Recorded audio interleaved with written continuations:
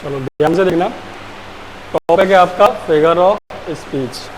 आज से पहले आपने ग्रामर में टॉपिक पढ़ा होगा पार्ट्स ऑफ स्पीच का। पार्ट्स ऑफ स्पीच अलग चीज़ है। पार्ट्स ऑफ स्पीच में आपके आते हैं noun, pronoun, adjective, verb, adverb ये वगैरह। लेकिन ये क्या है आपका फिगर ऑफ स्पीच। अब फिगर ऑफ स्पीच क्या होती है? तो आपने हिंदी में सुना है अलंकार, ग्रामर में पढ़े अलंकार, उन्हीं को कहते हैं फिगर ऑफ स्पीच। ठीक है, इनकी डेफिनेशन क्या है, इसका मतलब क्या है वो और एक बार समझ लो। चलो ध्यान से देखना। फिगर ऑफ स्पीच इसको बोलते हैं और इनको शॉर्ट में पोएटिक डिवाइसेस भी कहते हैं। क्या? Poetic device. इनको पोएटिक डिवाइस भी बोलते हैं और figure of speech. Figure of speech मानो अलंकार हो गया और उसमें एक एक अलंकार को अलग अलग डिफाइन करेंगे, उसको क्या कहेंगे? Poetic device. इसका काम क्या है, इसको हमें सीखना क्यों पड़ता है? तो आपने जितनी पोइम पढ़ी, 2 पोइम बता चुका हूँ, 3 और रह गई है। उन पोइम्स में से आपसे पूछा जाएगा कि इस लाइन में बताओ कौन से पोएटिक डिवाइस का इस्तेमाल किया गया। तो आपसे पूछता है इस लाइन में कौन सा पोएटिक डिवाइस यूज किया गया, तो आपको इस पोएटिक डिवाइस का नाम बताना पड़ेगा। अब पोएटिक डिवाइस क्या होते हैं, फिगर ऑफ स्पीच क्या होती है, इस चीज को अच्छे से समझ लो। Word and phrase that makes our language beautiful, impressive and effective. इसको चालू कर लीजिए।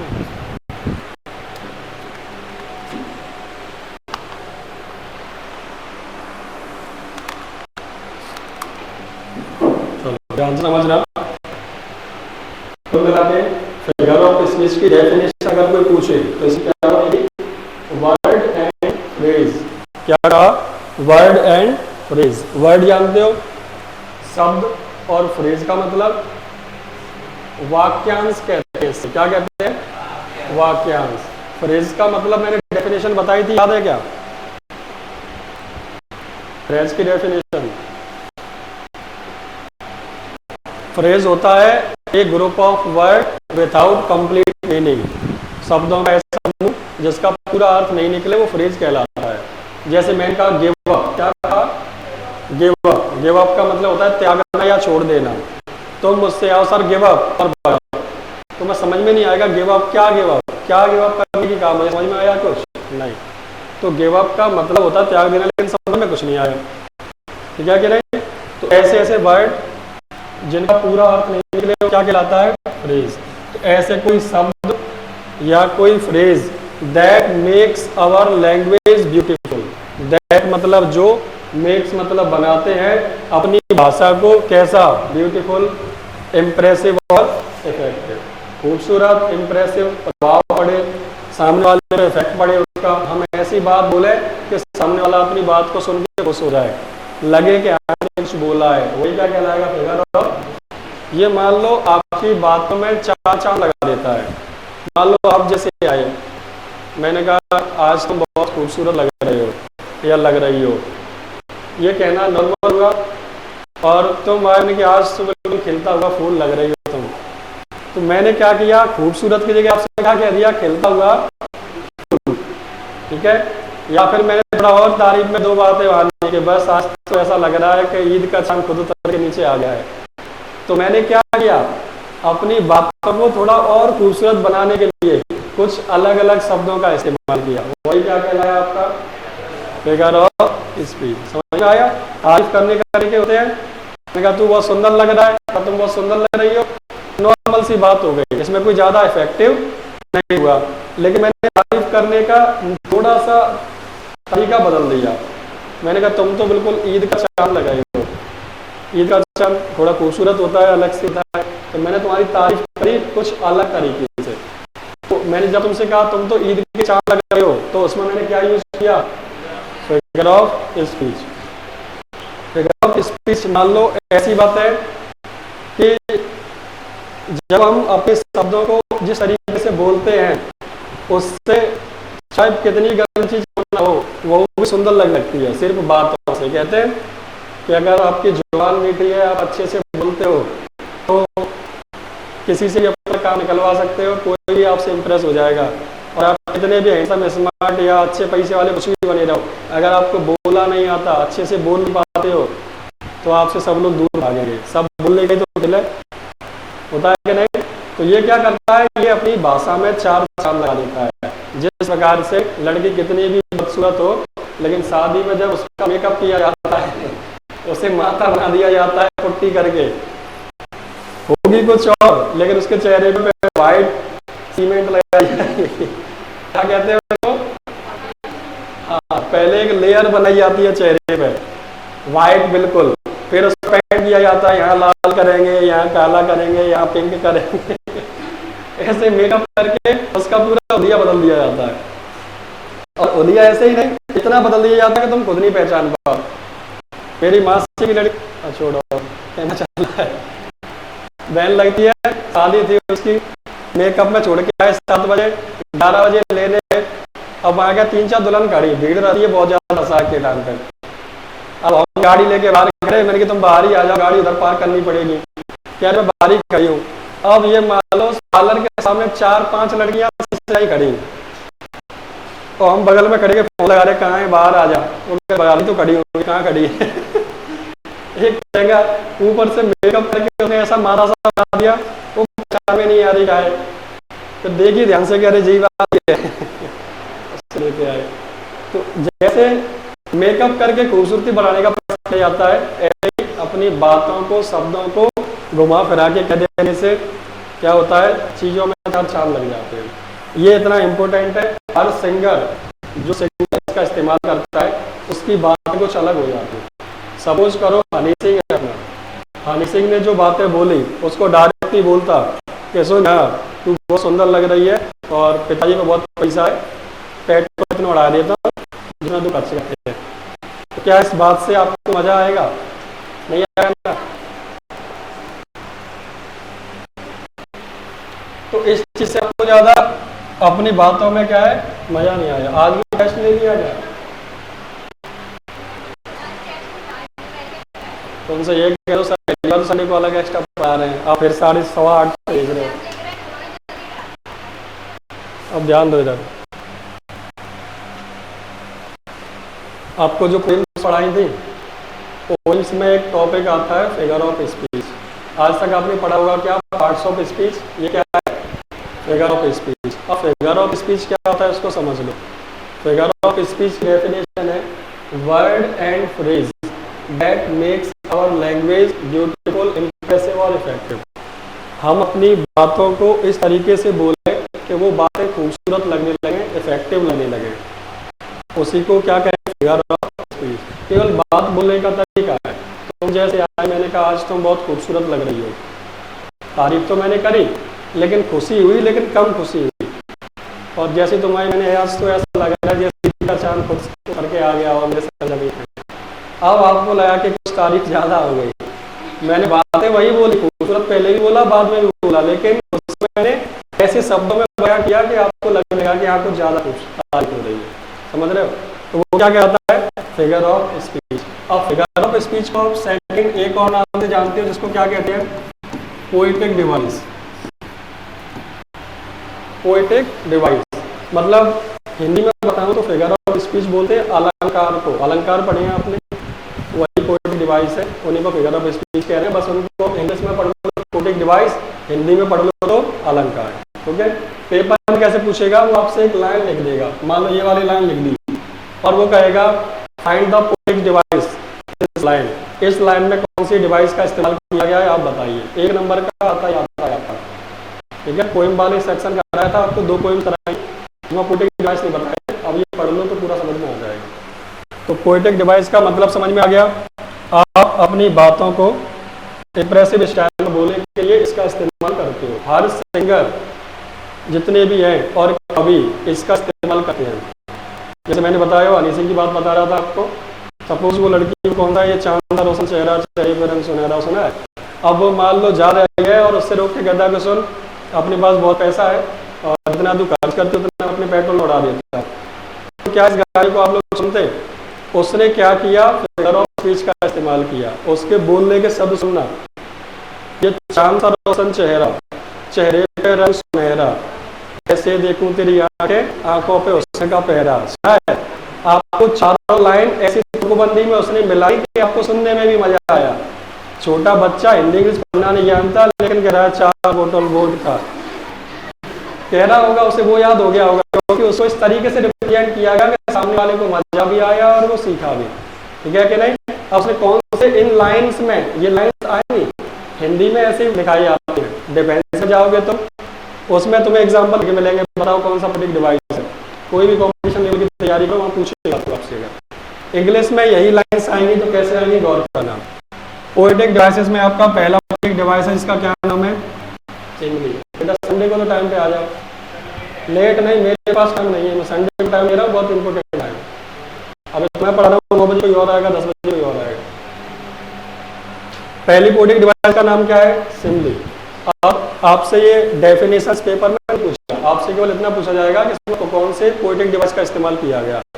तो सिमली की डेफिनेशन मैंने शॉर्ट में लिखी है, किताबों में बहुत लंबी लंबी लिखते हैं, उसका कोई सेंस नहीं मिलता। सिंपल समझो, comparison between two different things, यानी अलग अलग चीजों का आपस में क्या कर दो, कंपैरिजन कर दो, तो वहां क्या हो जाता है, सिमली पोएटिक डिवाइस हो जाता है। इसकी पहचान है आपको 95% एज या लाइक लिख के मिलेगा, एज या लाइक आपको उस लाइन में मिल जाएगा, समझ जाना वो कौन सा है, सिमली पोएटिक डिवाइस है। ओके, एग्जांपल बताता हूँ। जैसे यहाँ लिखा, you are as strong as bull, क्या बोला, you are as strong as bull. मान लो कोई सनी देओल आ गया अपना, वहां से आया चलता हुआ, मैंने कहा यार सनी देओल आज तो बिल्कुल इतना ताकतवर है जितना कि सांड। बुल मतलब कौन होता है, सांड। तो मैंने कहा तू इतना ताकतवर है जितना कि सांड, मैंने तेरी तारीफ तो करी, लेकिन तुझे कितना ताकतवर बना दिया, सांड के जितना। अब ये सनी देओल अपना इंसान है और सांड कौन है, जानवर है। तो two different things, comparison between two different things. अगर दो अलग अलग चीजों का मैं कंपेरिजन करूंगा तो कौन सा पोएटिक डिवाइस होगा, तो मैंने कहा you are as strong as bull. अब यहां देखा, तुम इतने स्ट्रॉन्ग हो जितना कि बुल, तो मैंने कंपेरिजन कर दिया। अब अगर आपके पेपर में वो आपसे पूछे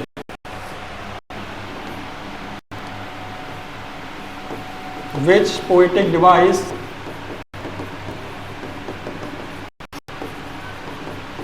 has been used in this line, यानी इस लाइन में कौन से पोएटिक डिवाइस का इस्तेमाल किया गया है, तो आपको पढ़ना पड़ेगा कि सर इसमें तो कंपैरिजन कर रहे हैं और दो अलग अलग चीजों में कंपैरिजन कर रहे हैं, तुमसे कंपेयर कर रहे हैं काय का, बुल का।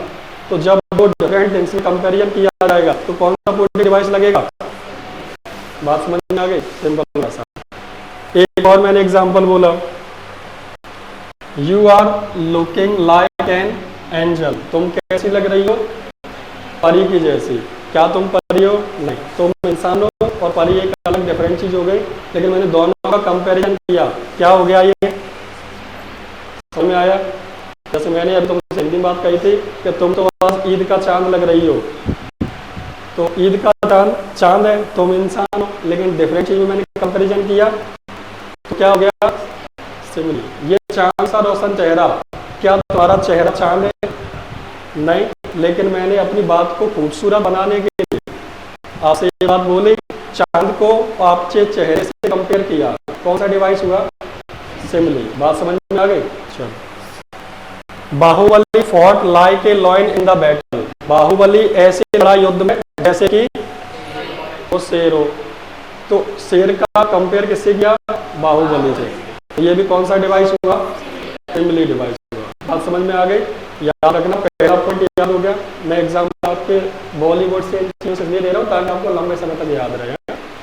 तो आपको याद आ गया, comparison between two different things, दो अलग अलग चीजों में जब कंपैरिजन किया जाता है तो कौन सा पोएटिक डिवाइस, ठीक है। इसके साथ ही दूसरा चलता है, साथ में याद हो जाएगा, गौर करना, मेटाफर क्या है। अब मेटाफर क्या है, ठीक सिमली जैसा ही है, एन इम्प्लाइड सिमली। इसका मतलब क्या होता है, सिमली में तो हमने ये कहा कि सनी देओल सांड जैसा लग रहा है, इसमें मैं ये कहूंगा सनी देओल सांड ही है। एन लाइक सिमली, मैंने कहा तुम परी जैसी लग रही हो, मैं कह रही तुम तो परी हो, साक्षात देवी हो देवी। मैं तुमसे क्या कह रही, तुम परी ही हो, तो मैं क्या कहूंगा उसको, मेटाफर। और परी जैसी लग रही हो, समझ में आई बात? तुम सांड के जितने ताकतवर हो, सिमली। और मैंने कहा तुम सांड ही हो, बात समझ में आ गई? तो दो पोएटिक डिवाइस याद हो गए आपको। जब मैं कंपैरिजन करूंगा तो सिमली, और मैं आपको वही बना दूंगा। तो मैंने कहा तुम चांद के टुकड़े हो, बताओ सिमली या मेटाफर? मेटाफर, क्यों? मैंने तुमको ही चांद का टुकड़ा बोल दिया, और तुम चांद के टुकड़े जैसे हो। पॉइंट समझ में आ गया? दो पोएटिक डिवाइस घर पे जाके नोट कर लेना, तो काम खराब नहीं करो, 5 मिनट तुमने खराब करे, वीडियो देख लेना, घर पे जाके नोट कर लेना, ठीक है? ध्यान देना, क्योंकि मुझे आज ही खत्म करना है इसको, बाकी अपना चैप्टर चल रहा है। अगला आपका क्या हुआ? Alliteration, having same first consonant sound. Having same first consonant sound, consonant जानते हो, का कबूतर से यानी तक कॉन्सोनेंट होते हैं, हिंदी की बात करो तो, और आ से अंगा तक आपके क्या होते हैं, वॉवल्स होते हैं। मैंने कहा having same first consonant sound, पहला अक्षर आपका कैसा साउंड दे रहा हो, व्यंजन जैसा। जो मैंने अभी आपके सामने गाना गाया, ये चांद सा रोशन चेहरा, चेहरा आ गया, चेहरे पे रंग सुनहरा, फिर से चाह आ गया, या वो याद है, चंदू बेचारा ने चंदू की चाची को चांदनी रात में चांदी के चम्मच से चमनप्राश खिलाया, चटनी से कुछ नहीं बना, जल चमनप्राश मान लो। चा शब्द का रिपीटेशन कितनी बार हुआ? कई बार हुआ। चा कॉन्सोनेंट है या वोवल है? कॉन्सोनेंट। अब चा शब्द बार बार रिपीट हो रहा है। चंदू में चा पहले आया, चाचा में भी चा पहले आया, चवनप्राश में भी चा पहले आ गया। तो आपने नोटिस किया कि सर चा शब्द रिपीट कर रहा है, तो having same first consonant sound, चा पहले हुआ, सेकंड बार में भी चा रिपीट हुआ। और भी याद हुआ वो, खड़क सिंह के खड़कने से खड़कती हैं खिड़कियाँ, खिड़कियों के खड़कने से खड़कता है खड़क सिंह, पक्के पेड़ पर पका पपीता। ये सब चीजें इन्हीं से तो बनाई गई हैं, बस खेल बना दिया था कि बोल पक्के पेड़ पर पका पका पका पका लगा देते।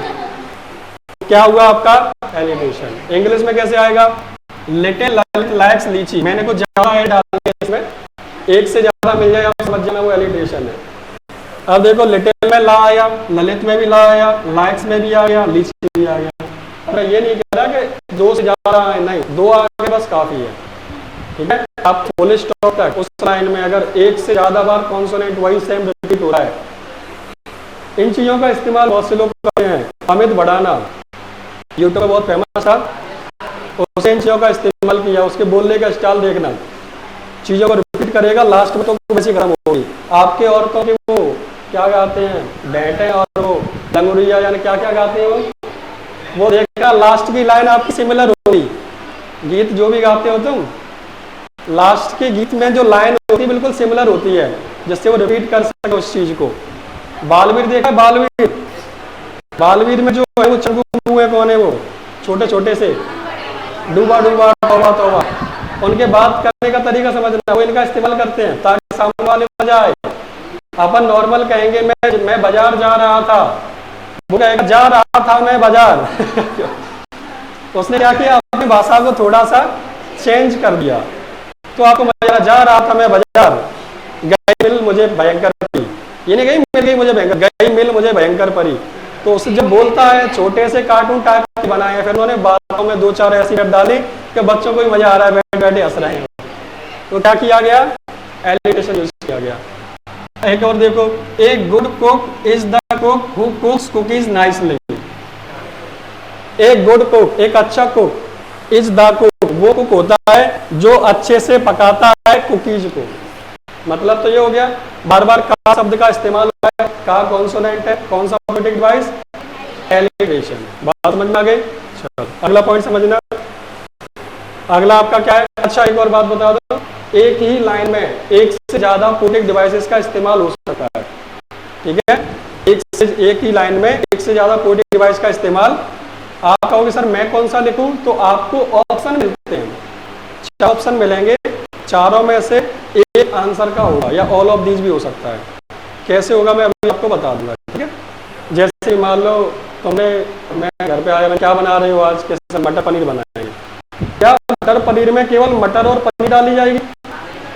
बहुत सारे इंग्रेडिएंट डाले जाते हैं ना उसमें। ऐसे ही पोएटिक डिवाइस में, पोएटिक डिवाइस है लेकिन एक नहीं, एक से ज्यादा हो सकते हैं, क्योंकि मुझे बात को खूबसूरत बनाना है, ठीक है कि नहीं। फेशियल में केवल ये तो नहीं कि मैं केवल एक क्रीम से काम चलाऊं, बहुत सारी लगानी पड़ती है। पहले लेयर बनानी पड़ती है चेहरे पे, फिर उस पर पेंटिंग चलती है, तब जाके मेकअप होता है पूरा।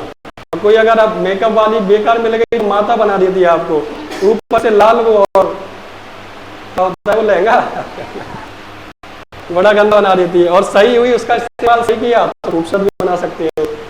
तो एक जगह पे बहुत सारी चीजों का इस्तेमाल किया जा सकता है अपनी भाषा में या इंसान में चार चांद लगाने के लिए, खूबसूरत बनाने के लिए। पॉइंट समझना। यहाँ कहा अगला क्या, रिपीटेशन। रिपीटेशन क्या होता है? रिपीट द सेम वर्ड, एक वर्ड बार बार रिपीट हो या एक से ज्यादा बार रिपीट हो, क्या कहलाएगा वो?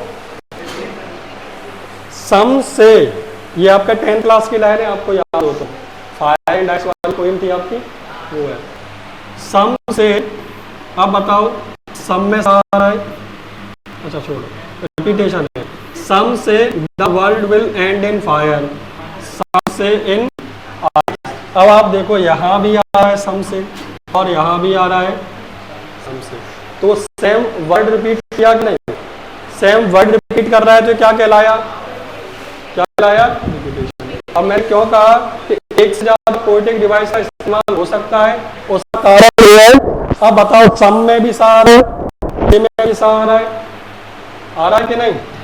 सम में भी सा और ये दोनों कॉन्सोनेंट है, तो ये क्या हो गया? तो एक ही पोइट में, एक ही लाइन में बहुत सारे पोएटिक डिवाइस का इस्तेमाल हो सकता है। सम से इसमें एलिट्रेशन भी है, और अगर मैं इन दोनों शब्दों को देखूंगा तो रिपीटेशन भी है, ठीक है, याद रखना। अच्छा आप सोचना, रिपीट की स्पेलिंग तो ये होती है, ठीक है, लेकिन रिपीटेशन करते हैं तो यहाँ ए नहीं लगता, इसका मतलब होता है दोहराव, किसी चीज को दूसरी बार या बार बार बोला। तो इस मीनिंग से गलत मत समझना, यहाँ रिपीट की यही होगी। तो समझ में आ गया, some say the world will end in fire, some say in ice. Simple है। आगे देखा, अगला मैंने लिखा common sense is not common in common man. Common शब्द कितनी बार आया? 3 बार। ये भी रिपीटेशन हुआ, रिपीट हुई चीज है। तो मैंने क्या कहा? Common sense is not common, मतलब इसका कॉमन सेंस कॉमन नहीं है कॉमन लोगों में, यानी हर किसी में कॉमन सेंस की बात नहीं होती। मैंने कुछ कहा समझ ही नहीं पाया क्या होगा। अब कॉमन सेंस में कहना क्या चाह रहा हूँ, समझ में आ जाएगा, और दिमाग नहीं लगा पाया तो देखा जाए। कुछ बातें ऐसी होती, बाद में समझ आएगा, अच्छा ये बात थी, बाद में समझ में आती है आपको। तो कॉमन सेंस बाद में यूज होता है, या कभी कभार अपन ऐसे काम कर जाते हैं कि बाद में समझ में आता है ऐसी बात थी। ये बचपन में हम 2-4 बार बहुत पिटे, गायर का हलवा बना, सबको एक कटोरी मिल गया घर में, गए फ्रिज में, मम्मी हलवा रखा है कि यहाँ खा लो, तुम ही खा लो, हम खा गए।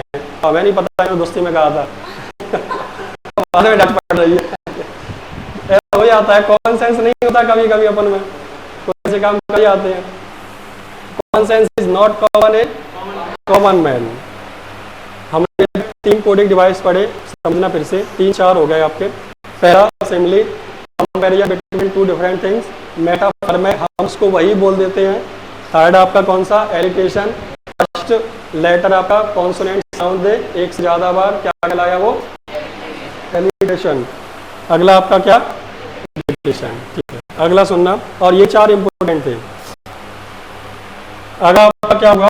एशोनेंस। एशोनेंस क्या होता है? It is the repetition of vowel sound in the same line. एक ही लाइन में किसी वोवल साउंड का रिपीटेशन होना। वोवल साउंड यानी आपको मात्राएं रिपीट होती हुई मिलेंगी, तो समझ जाना वो क्या है? एशोरेंस है, ध्यान देना। ये रहा, आई होल्ड, लिख देता हूं मैं, विथ दोज। अब होल्ड में भी ओ का मात्रा आई और दोज में भी ओ की मात्रा आई। ओ की मात्रा वोवल कह सकते हैं। तो जब किसी वोवल का रिपीटेशन हो तो वो क्या कहलाता है? Hold with those. ओ का साउंड 2 बार आ रहा है तो क्या कहलाया? एशोनेंस। लेकिन सब जानते हैं थोड़ा इसमें कन्फ्यूजन वाला रहता है, तो ये बहुत कम पूछते हैं। ज़्यादातर आपके शुरुआत के 4 और आगे के 2-4 और है, मैं बता दूंगा वही। वैसे आपके पोर्ट्रेट डिवाइस पढ़ोगे 25, 26, 27, 28 तक कोई पढ़ा सकता है, लेकिन गिने चुने 8-10 आते हैं बस, इससे ज़्यादा नहीं आते, क्योंकि अपन ने बिल्कुल पोइट तो नहीं बनना, बस अपनी पोइट आई है पोइम, तो उनके लिए थोड़ा बहुत पढ़ना होता है। जेरी में भी देखो ए का साउंड आया, वेंट में भी ए का साउंड आया। Jerry went to meet Mary Harry, Jerry went to meet Harry, तीनों में ए का साउंड दिख रहा है। जेरी वेंट हैरी, तीनों में ए का साउंड दिख रहा है, तो वो क्या कहलाया आपका एसोनेंस। क्लियर है क्या? चलो अच्छा, ये लिख लोगे कि नहीं आप लोग? ध्यान से लिख लेना, छोड़ मत देना, दोबारा नहीं पढ़ाना पर, ठीक है? याद रखना है, वरना फिर मैं कितना खतरनाक तुम्हें पता है। एक बार ऐसे रोड पर जा रहा था, टमटम वाले ने मेरे ऊपर की सुल्ला दी ऐसे कांच से, मैं टमटम उठा के पलट दिया ये कांच से क्योंकि कौन सा पोर्टेक डिवाइस पढ़ाने वाला हूँ मैं? हाइपरबोले। हाइपरबोले का मतलब क्या होता है? एक्सैजरेशन मोर देन रिक्वायर्ड, यानी कोई ज्यादा फेंक दे तो वो क्या कहलाता है पोर्टेक डिवाइस आपका? हाइपरबोले। समझ रहे हो? मैं टमटम पलट दिया एक ही बार में, हाइपरबोले में मैं 10 भी पलट सकता हूँ, इसीलिए मैंने बोला क्योंकि पोर्टेक डिवाइस आपका कौन सा है? हाइपरबोले। अब कॉमन सेंस इतना है कि मैंने बोला था, आप तभी समझ गए मैं क्या कहना चाह रहा हूँ, क्यों पलटना हूँ टमटम, समझ गए? तो ये हाइपरबोले है क्या? जो मैंने अभी आपसे झूठ बोला या लंबी लंबी बातें दी, उसी को कहते हैं हाइपरबोले। जो हाइपर होके बोले, हाइपर तो जानते हो, ठीक है, तुरंत गर्म हो जाए, देखे होंगे जो ऐसे होते हैं, वही दुनिया में कर दूंगा, गोली दे दूंगा, और बोला तो कैसे हल्के से में खून जल्दी गर्म होता है, इतना सा ही खून है बस, जल्दी हाइपर हो जाता है इंसान।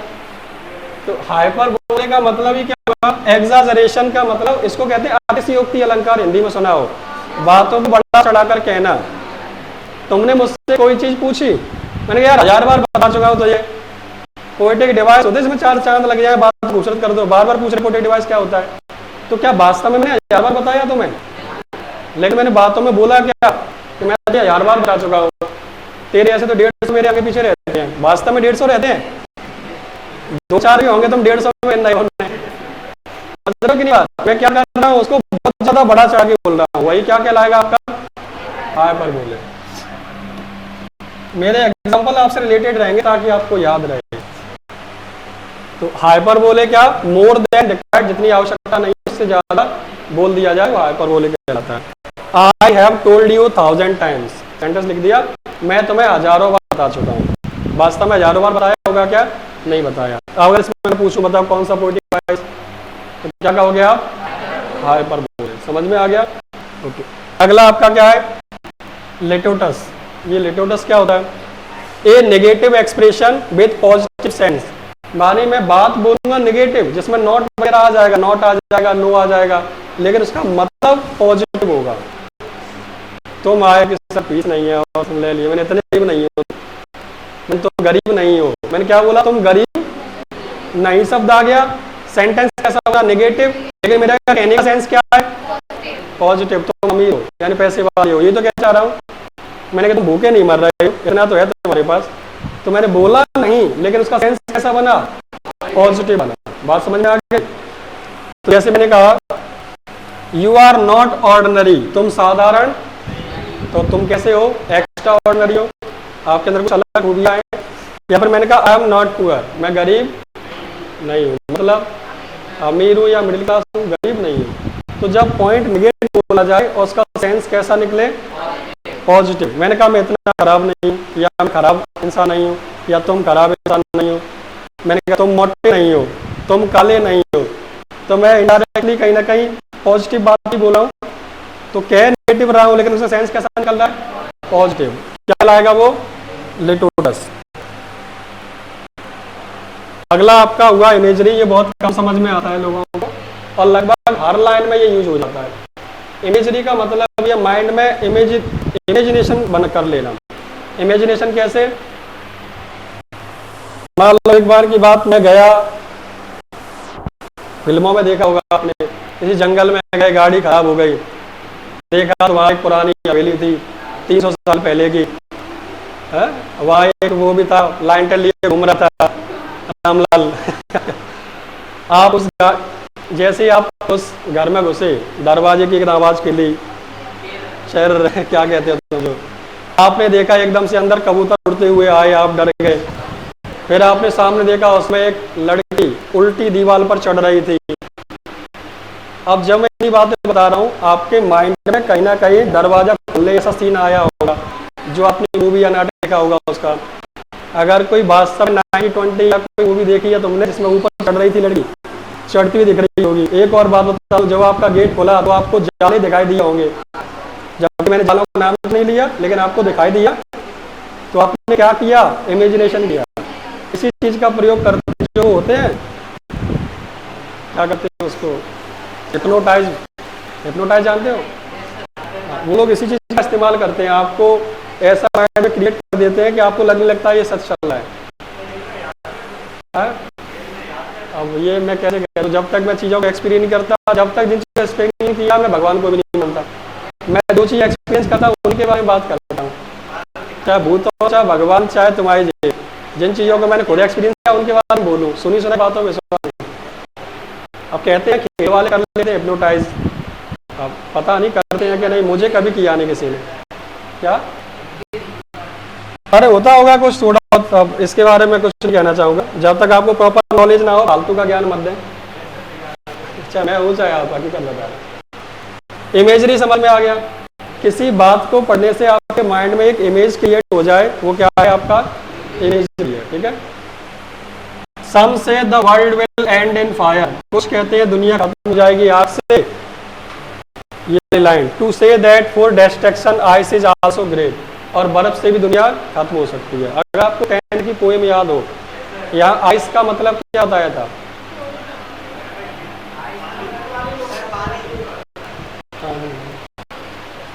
बता कोई भी।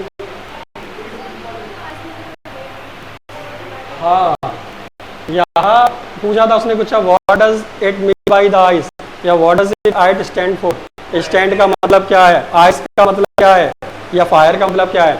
फायर का मतलब था डिजायर्स, लस्ट, एवराइज, लोभ, लालच, सेक्सुअल डिजायर। ये मतलब था फायर का, कि या तो इंसान अपने लालच के कारण, लोभ लालच के कारण मरेगा, या अपनी इच्छाओं के कारण, या लस्ट, सेक्सुअल डिजायर के कारण। क्योंकि ये तीनों चार चीजें ऐसी है कि जब इनका भूत चढ़ता है तो अच्छा गलत सब भूल जाता है, फिर वो उसके लिए कुछ भी कर सकता है। तो वो एक दिन आपके आदमी की इच्छा है बर्बादी की तरफ ले जा रही है कि नहीं? आपको घर में आदमी रहने के लिए 4 मंजिल बना दिया, 4 कमरों में काम चल सकता था तो 10 कमरे बनाए हो, केवल दिखाने के लिए कि अपनी कोठी है। लेकिन आपने जो 3-4 मंजिल बिल्डिंग बनाया, क्या उसमें मटेरियल नहीं लगा होगा? पेड़ काटे गए होंगे गेट्स के लिए, बहुत सारी चीज़ों का रिसोर्सेज कुछ ना कुछ आपने इस्तेमाल किए होंगे। लास्ट वाला वो बंद करना नहीं बनता है, लास्ट वाला फैन बंद करने नहीं चाहिए, इसको भी बंद कर देना। इन्वर्टर लाइट नहीं आई रात को क्या? बस बस बस, नहीं नहीं वो तो बंद है।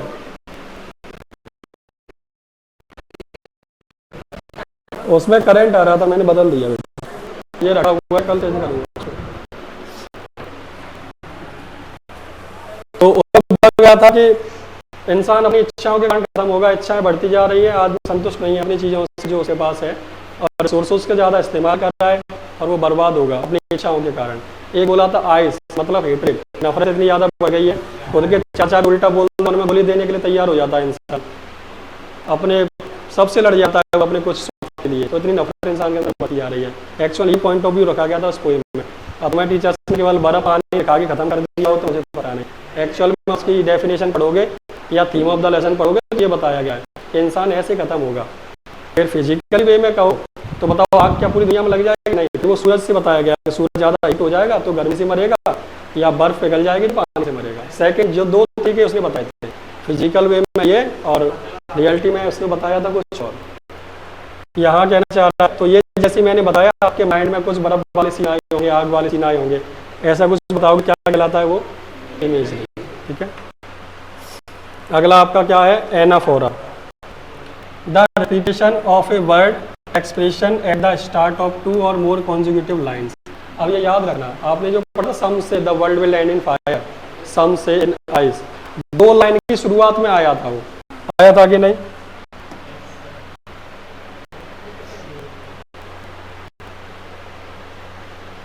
ये देखो पहली लाइन और ये दूसरी लाइन, दोनों लाइन के स्टार्ट में आया है, तो ये रिपीटेशन तो क्या ही लाया, रिपीटेशन तो कहीं भी आ जाए, एक लाइन में खत्म होने तक रिपीटेशन कहलाएगा। एनाफोरा क्या होता है कि आपकी कॉन्सिक्यूटिव लाइन चल रही हो, 1 2 3 लाइन, और उस लाइन की शुरुआत में बार बार आए। जैसे आप भजन या गाने की किताब देखना, उसमें एक लाइन लिखी होगी, फिर दूसरी लाइन लिखी होगी, फिर यहाँ 2 डंडे लगे होंगे, फिर इसको बार बार रिपीट करना है आपको। तो आपकी 2 लाइन लिखी है, तो यहाँ भी वही शब्द आ जाए, यहाँ भी वही शब्द आ जाए, या यहाँ कॉमा लगा दूँ, यहाँ कॉमा लगा दूँ, फिर यहाँ से आ जाए, फिर वही सेम लाइन आ जाए, वो क्या कहलाएगा आपका? एनाफोरा। समझ आई क्या कहलाएगा वो? एनाफोरा। तो ये मैंने कहाँ गया, ज़्यादा जल्दी तो नहीं है, समझ में आ रहा है? ठीक, एनाफोरा समझ में आ गया। रिपीटेशन करेंगे लाइन के स्टार्ट में, तो क्या कहलाएगा? एनाफोरा। इस सम से वाला एग्जांपल मैंने अभी आपको बताया था, जब आपकी 2 लाइन में दोनों लाइन के पहले ही आपको सेम वर्ड रिपीट मिल जाए, वो क्या कहलाएगा? और रिपीटेशन में कहीं भी रिपीट हो सकता है, पहले शब्द के बाद रिपीट जाए। सुना है water water everywhere, but we are so thirsty, we can't quench our thirst. पानी पानी है चारों तरफ, लेकिन फिर भी हम अपनी प्यास नहीं बुझा सकते। कोई समंदर में नाव लिए बैठा है, चारों तरफ पानी तो है, लेकिन प्यास नहीं बुझा सकता, क्योंकि वो पानी लिया तो और प्यास लगेगी, नमकीन खारा पानी है वो। तो उसमें वाटर वाटर एवरीवेयर कहा गया, या फिर वो अपनी हिंदी कबीरदास की बिन पानी सब सुन, रहमन पानी राखी हो, बिन पानी सब सुन। तो पानी शब्द रिपीट हो रहा है, कौन सा डिवाइस? रिपीटेशन। और अगर शुरुआत की लाइन की शुरुआत में लिख रहा हो तो क्या हो जाएगा वो? एनाफोरा। अगला आपका क्या है? पर्सनिफिकेशन। इसका पोएट बहुत इस्तेमाल करते हैं, पोएट आधे से ज़्यादा पागल टाइप के होते हैं। पोएट कैसे होते हैं? पर्सनिफिकेशन क्या है पहले तो समझना। एनिमल्स, बर्ड, आइडिया और any other object act as human. कोई जानवर, कोई पक्षी या फिर कोई भी वस्तु ऐसे एक्ट करे जैसे कि वो इंसान है, तो उसको क्या कहलाता है? पर्सनिफिकेशन। और तुम्हें पोएट पता ही है कैसे होते हैं। पोएट को अगर मैं यहाँ बैठा लूँ, कोई कविता लिखने वाला है, यहाँ बैठ के कहेगा ये पंखा ऐसा लगा था जैसे मुझे ही घूर रहा हो, ऐसा लग रहा था ये बहुत बेचैन है, शायद मुझसे कुछ कहना चाहता है, बट उसकी बेचैनी ये बढ़ती जा रही है। इस पंखे को देख रहा है, घूमता जा रहा है और अपने मन की क्या कर रहा है? इमेजिनेशन को बढ़ा रहा है। क्या पंखा वास्तव में कुछ आपको बोलेगा? क्या आपको वास्तव में दिख रहा है? नहीं, लेकिन हम क्या कर रहे हैं? ऐसी इमेजिनेशन करवा रहे हैं। तो मैंने इसको कैसे क्रिएट किया? पर्सनिफिकेशन की तरह। कैसे?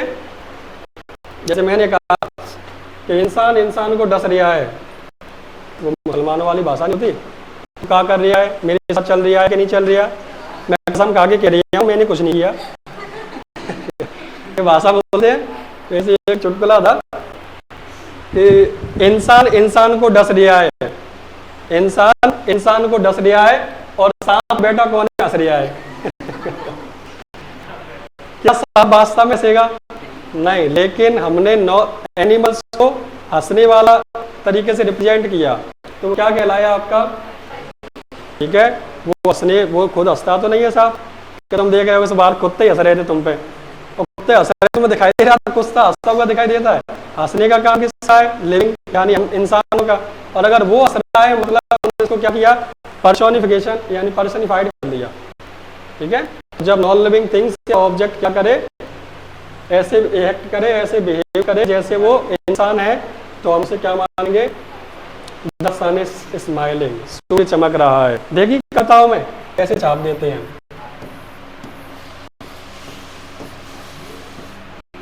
ये लो हंस गया, हंस नहीं रहा। अब लड़कियों को पेंटिंग ज्यादा अच्छी आती है।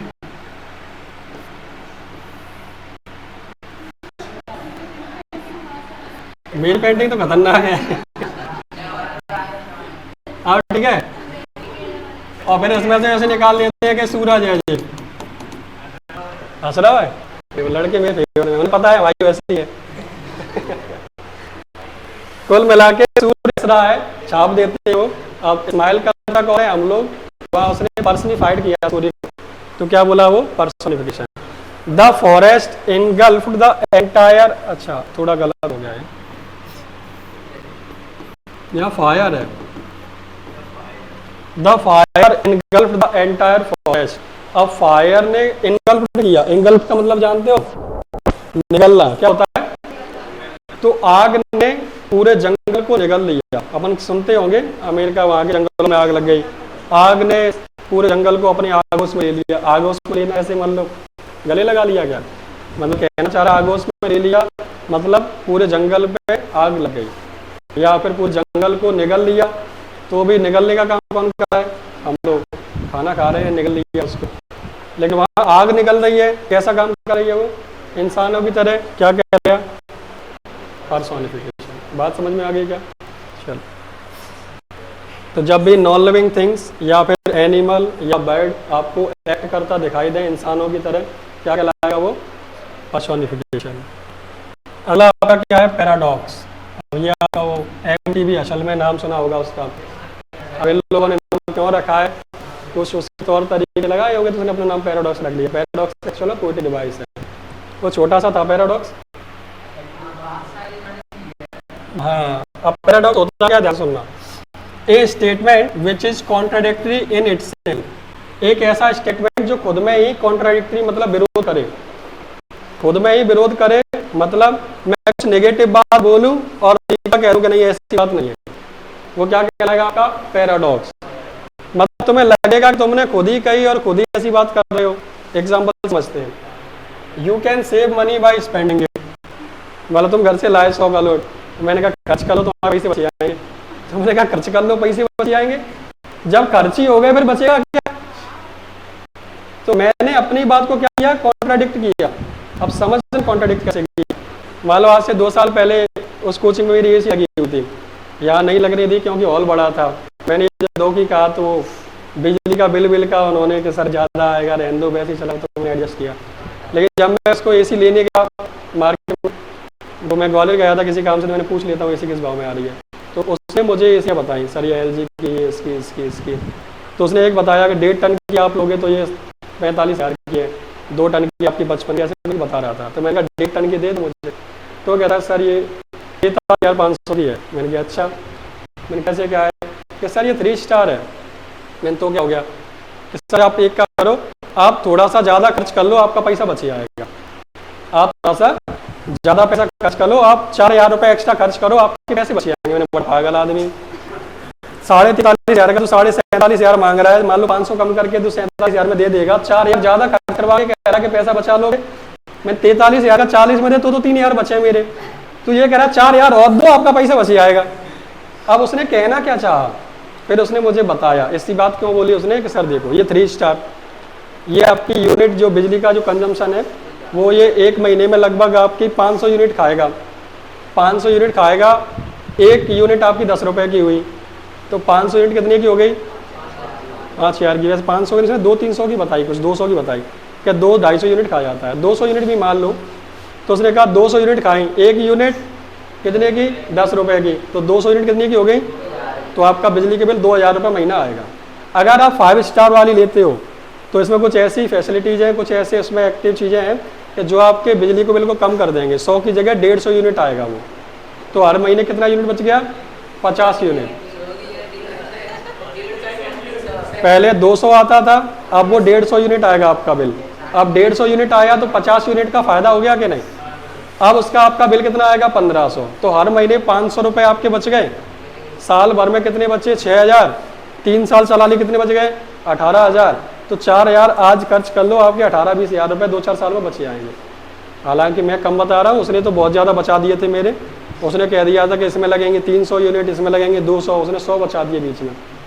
तो उसने क्या कहा कि आप थोड़ा सा पैसा खर्च कर लो, आपका पैसा बच जाएगा। जैसे मोबाइल नहीं लिया आपने, कोई ओप्पो वीवो, पता चला 20-25 हज़ार का लिया, मैंने भाई साहब थोड़ा सा पैसा खर्च कर लो, आईफोन ले लो। आईफोन ख़राब कम होते हैं, और ये बात सही भी है। मैं 3 साल से चला रहा हूँ, अभी तक कोई दिक्कत आया नहीं है। बस जो है उसमें वो ये कुछ फालतू चीज़ें नहीं डलती इसमें। तो क्या किया? थोड़ा सा पैसा खर्च किया, लेकिन वो लंबे समय तक चल गया। तो इसको क्या है, कॉन्ट्राडिक्ट करेगा अपने आप में स्टेटमेंट, ऐसा स्टेटमेंट जो अपने आप में विरोध करे वो क्या कहलाता है, पैराडॉक्स। मूवी में कहते हैं कोई गुंडा कोई विलेन बन गया, कहता है ये तो अभी अंत की शुरुआत है, ये तो अभी अंत की। अब देखो अंत और शुरुआत बिल्कुल कॉन्ट्राडिक्ट हुए कि नहीं एक दूसरे के, लेकिन ऐसा बोलते हैं कि नहीं।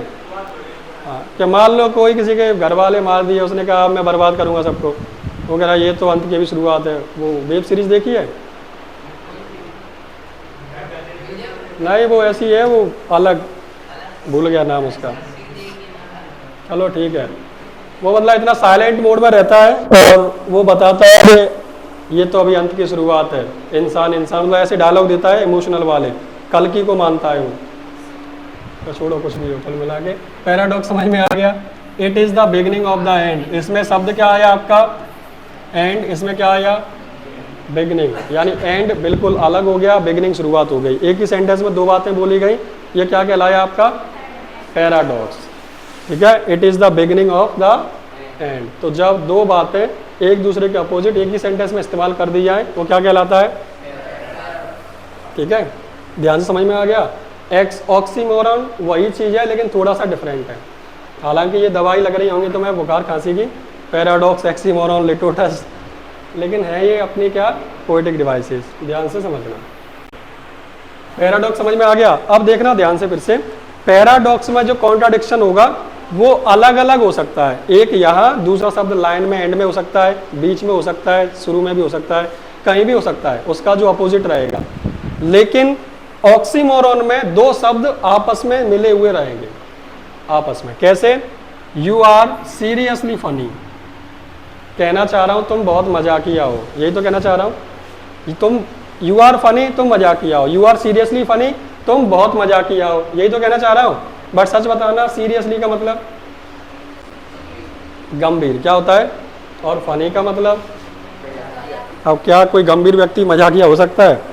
क्या मैं कनपट्टी में दे दूं तुम रो रहे हो कि अब मजाक कर पॉसिबल है। लेकिन सीरियसली फनी, दो शब्द आपस में अपोजिट कहलाए कि नहीं, और जब अपोजिट कहलाए तो ये क्या कहलाया। और ऐसा नहीं कि अर्थ गलत निकल रहा हो, कहना भी वो सही चाला है। यू आर सीरियसली फनी मतलब ये निकला तुम बहुत ज़्यादा फनी हो। एक और देखो, गिव मी ओरिजिनल कॉपी, इस बात को तो लोग गलत बोलते ही हैं। तुम जाना बैंक में या कहीं हो गया, भाई साहब आधार कार्ड की ओरिजिनल कॉपी दो। अरे जब ओरिजिनल नहीं है फिर कॉपी क्यों बोल रहे हो? ओरिजिनल आधार कार्ड ओरिजिनल है, तुम ये क्यों कह रहे हो उसकी ओरिजिनल कॉपी लाओ? अगर मैं कॉपी करूंगा तो फिर ओरिजिनल कहाँ रही, जो आएगा फिर तो कॉपी आएगा। ओरिजिनल कहना, कॉपी कहना बेकार है, लेकिन लोग उसको कहते हैं गिव मी ओरिजिनल कॉपी, इसकी ओरिजिनल कॉपी दो। कॉपी मत बोलो, क्या बोलो? तो यहाँ पे ओरिजिनल और कॉपी, ये कह दो डायरेक्ट आधार कार्ड दो, पासबुक दो, चेक बुक दो, उसकी कॉपी मत बोलो। ठीक है, तो ओरिजिनल और कॉपी एक दूसरे में क्या हुए, अपोजिट हुए। अपोजिट हुए तो वो क्या कहलाया, ऑक्सीमोरॉन। एना फोरा रिपीट हो गया है, इसको छोड़ देंगे। अब इनमें ये दो का कोई मतलब सेंस नहीं बनता, ठीक है, ध्यान देना। फिर भी समझा देता हूँ। एना फोरा मैंने पढ़ा दिया था। ये आपका कॉन्सोनेंस क्या है, एसोनेंस कॉन्सोनेंट लगभग एक जैसे हैं। एसोनेंस में पढ़ा था किसी जो मात्राएं हैं वोवल साउंड की वो रिपीट कर रही हो, इसी या साउंड दे रही हो। जैसे मैंने बोला था जेरी वेंट टू मेट एरी, तो तीनों में एक का साउंड आया था, वो क्या कहलाया, एसोनेंस। लेकिन कॉन्सोनेंस क्या होता है, इसमें कॉन्सोनेंट साउंड होता है, वोवल साउंड एसोनेंस और कॉन्सोनेंट साउंड कॉन्सोनेंस। ठीक है, कॉन्सोनेंस मतलब वही का कबूतर से ग्यागानी तक का कोई भी अक्षर आ जाए। देखो, he stalks in his vivid stripes, इसमें भी इस्ट आया, इसमें भी रिपीट हो रहा है। He stalk in his vivid stripes, 10th class की पोएम है ये। टाइगर इन द जू याद हो आपको शायद, उसमें टाइगर के ऊपर लाइंस थी, स्ट्राइप्स मतलब लाइंस। तो इसमें भी इस्ट आया, इसमें भी इस्ट आया। ये क्या है, कॉन्सोनेंट है, तो मैं क्या कहूँगा, कॉन्सोनेंस। अगर ये वोवेल साउंड देते, कोई मात्रा वाला साउंड देते, तो ये क्या कहलाता, एसोनेंस। समझ में आ गया? चलो आगे सुनना। आपके किताब में ये वाली लाइन बहुत बोली जाती है, आयरनी। आपका जो 3rd लेवल है, इसके बाद वाला चैप्टर है द टाइगर किंग, उसमें आयरनी ही है पूरे चैप्टर में। और लास्ट का क्वेश्चन बनेगा what is the irony in the story, इस कहानी में आयरनी क्या है। जैसे आयरनी आपने लेंचो में पढ़ी थी, आयरनी जानते हो लेंचो क्या है? जितने पोस्ट मास्टर और वो उसके एम्प्लॉयज थे उन सब ने क्या किया, लेंचो की मदद करना चाहिए ताकि उसका भरोसा भगवान पर बना रहे। सोचा था कि खुश होगा, शाबाशी देगा, पर क्या हुआ, ऐसा कुछ हुआ तो नहीं। लास्ट में भाई साहब गुस्सा होकर मुंह बना के लेटर और लग गया कि सुनो मुझे पता तुमने 100 भेजे होंगे पर 30 साले बढ़िया हैं, 30 पैसे इन्होंने रख लिए, अब एक काम करना मेरे घर पे भेजना डायरेक्ट। जिन लोगों ने उसकी मदद करी अपने जेब से निकाल के 170 पैसों इकट्ठे करके उसे भेजे, और उसने उन्हीं लोगों को क्या बोला, बंच ऑफ क्रूक्स, यानी चोरों की डकैतों की मंडली बोला, यही तो बोला था। तो क्या ये आयरनी नहीं है? किसी ने सोचा था चैप्टर पढ़ने से पहले कि जो लोग इसकी मदद कर रहे हैं ये उन्हीं पे आरोप लगाएगा, लेकिन जब चैप्टर खत्म हुआ तब समझ में आया कि ये क्या हुआ, लेंचो को ज़्यादा ही खतरनाक निकला, हम सोच रहे सीधा सीधा है, ऐसा नहीं था वो। तो उसमें वो क्या कहलाई, आयरनी। आयरनी वाला क्वेश्चन भी होगा शायद आपके 10th में पढ़ा हो तो। ऐसे ही आपका आयरनी होगी टाइगर किंग, जो अगला चैप्टर है आपका, बहुत अच्छा चैप्टर है। Postmaster thought the Lencho would be very happy to see the money but he got, वही वाली बात आ गई, उसने सोचा था कि पैसे लेके वो बहुत खुश होगा, लेकिन वो और ज़्यादा नाराज हो गया। इतना समझ में आ गया? इनको मत पढ़ो, ये 11 तक पढ़ना बस, ठीक है। इतनी आप वीडियो जाके देखना और इसको पूरा कॉपी में नोट करना। ये थे आपके पोएटिक डिवाइस, पेपर में ज़्यादातर यही पूछेगा आपसे। क्लियर है क्या? चलो ठीक है, फिक्स 9 हो गए।